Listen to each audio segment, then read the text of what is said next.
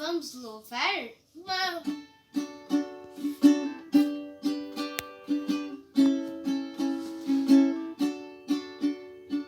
A alegria está no coração de quem já conhece a Jesus. A verdadeira paz só tem aquele que já conhece a Jesus. O sentimento mais precioso que vem do nosso Senhor é o amor que só tem quem já conhece a Jesus. Aleluia, aleluia, aleluia, aleluia.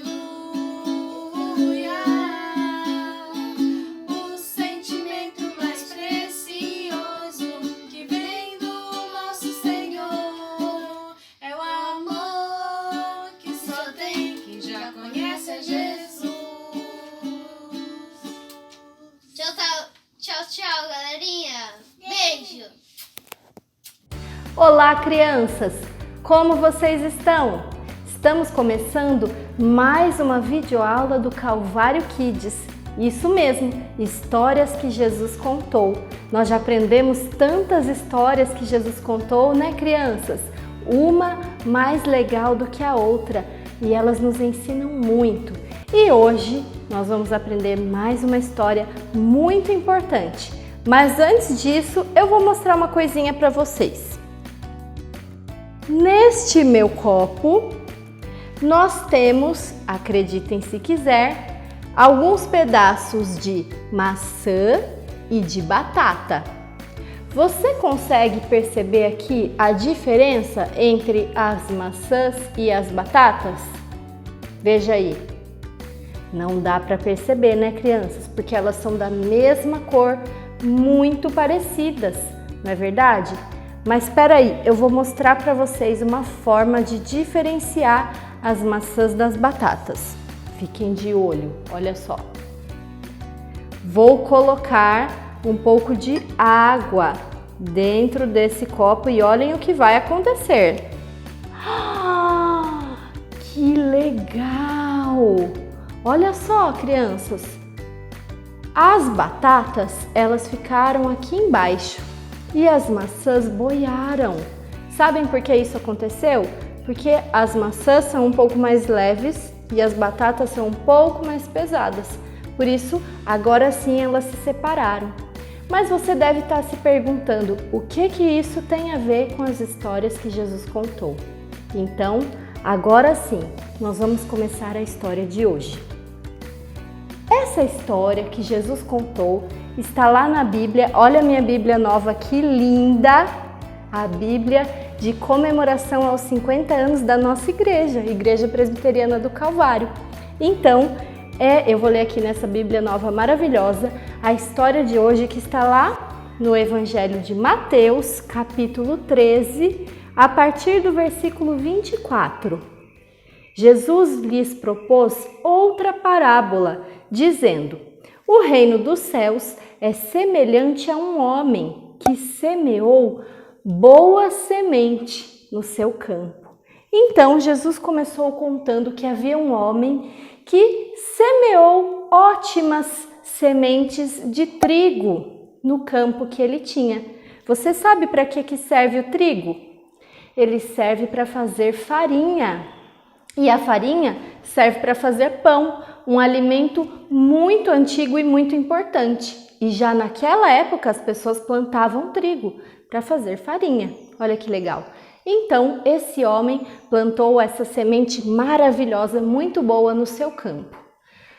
Aquilo passou e quando veio a noite, aconteceu uma coisa muito ruim. Veio um inimigo e plantou ali, naquele mesmo campo, junto com as sementes de trigo, plantou sementes, ruins, sementes de joio. O joio é uma planta que não é legal. Sabe por quê? Porque ela rouba os nutrientes do solo e não permite que os nutrientes vão para o trigo, para a semente boa. Então é uma semente muito ruim. Esse inimigo foi lá na calada da noite, bem quietinho, e plantou essas sementes ruins. No dia seguinte, o dono daquele campo descobriu o que tinha acontecido. Na verdade, quem descobriu foram os servos dele, que chegaram lá desesperados e falaram assim: Senhor, Senhor, no meio da noite alguém plantou sementes ruins no seu campo, junto com o trigo. Ele falou assim: foi o inimigo que fez isso. E aí os servos perguntaram: nós devemos separar as sementes e tirar as sementes ruins? O dono falou assim: não, de jeito nenhum, não façam isso, porque se vocês fizerem isso, pode correr o risco de vocês tirarem junto com a semente ruim, a semente boa. E isso não pode acontecer. E aí Jesus contou essa história e disse o quê? Que o dono do campo orientou os servos a fazerem o seguinte: deixar crescer tanto o trigo quanto o joio, e na época da colheita, quando fosse possível diferenciar o trigo do joio, aí sim eles poderiam separar. Porque enquanto eram sementes ou até mesmo plantinhas pequenininhas, não era possível diferenciar. Do mesmo jeito que a batata e a maçã, a gente não conseguia diferenciar.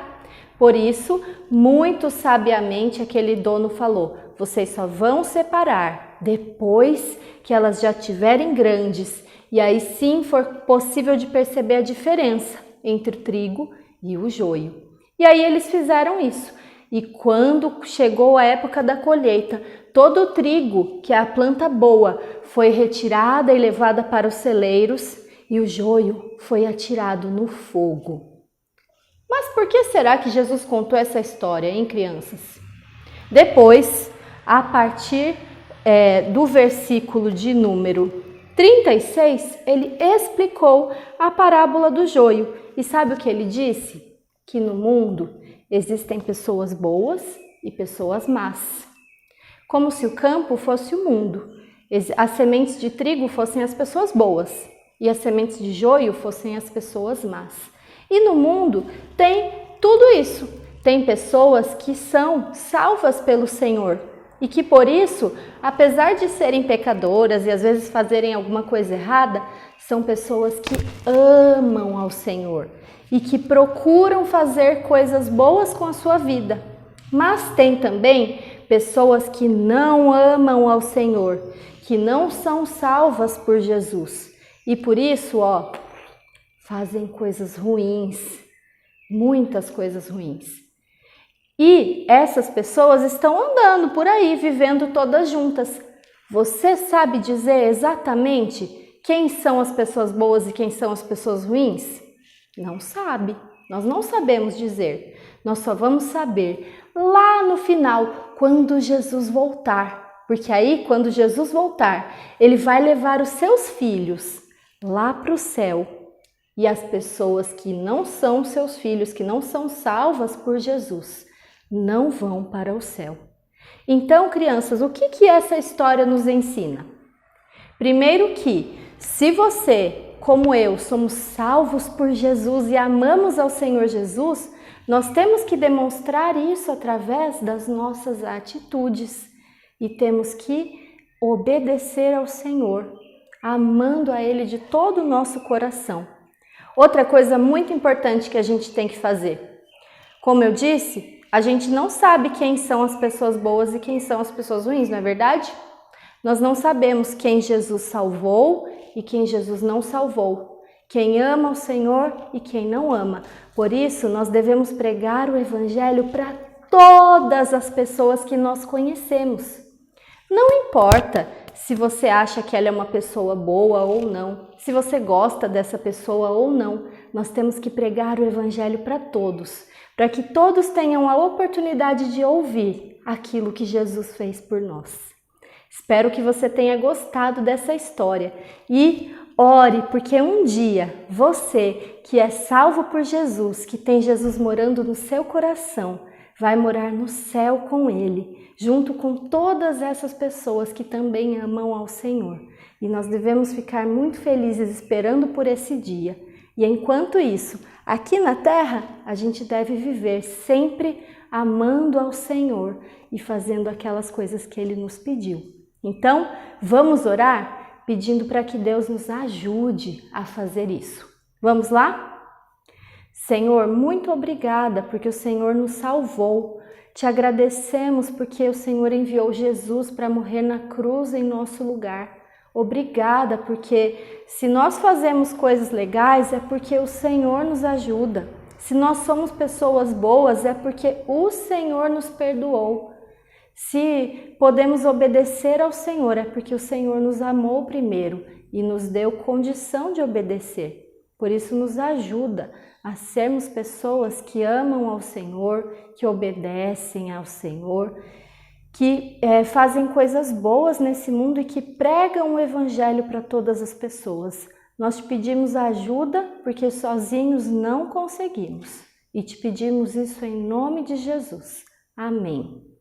Crianças, espero que vocês tenham gostado de mais essa história. Nos vemos nos próximos vídeos. Um grande beijo. Tchau, tchau!